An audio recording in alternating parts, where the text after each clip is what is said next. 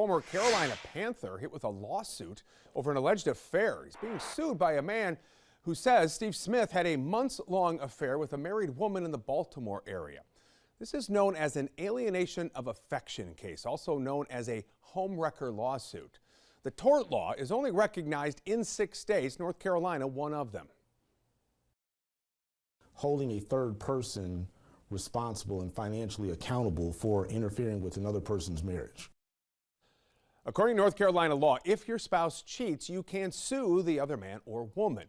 And even though the man suing Smith lives in Baltimore, because one of the parties lives in North Carolina, he's filing the lawsuit here in Mecklenburg County. Now, here are some things to know about this law. It is not just a lover that can be named as a defendant in an alienation of affection lawsuit.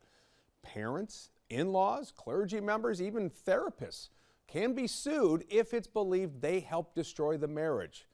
Not the first case like this we've covered. Back in 2017, a Huntersville man sued former Philadelphia Eagles defensive tackle Fletcher Cox, accusing him of having an affair with his wife and ruining his marriage.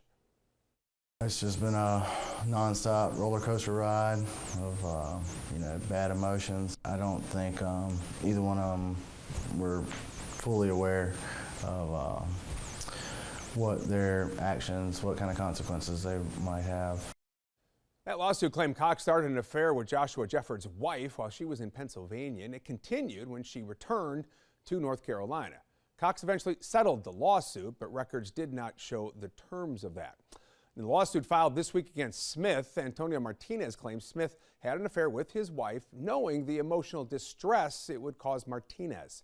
According to the lawsuit, the alleged affair led Martinez to separate from his wife and eventually file for divorce. Martinez is suing Smith for at least $100,000 in damages for alienation of affection, intentional and negligent infliction of emotional distress, and punitive damages, as well as attorney's fees. If the case heads to court, it will all come down to whether Martinez's attorney can prove 3 things. That there was love in the marriage, that's number 1.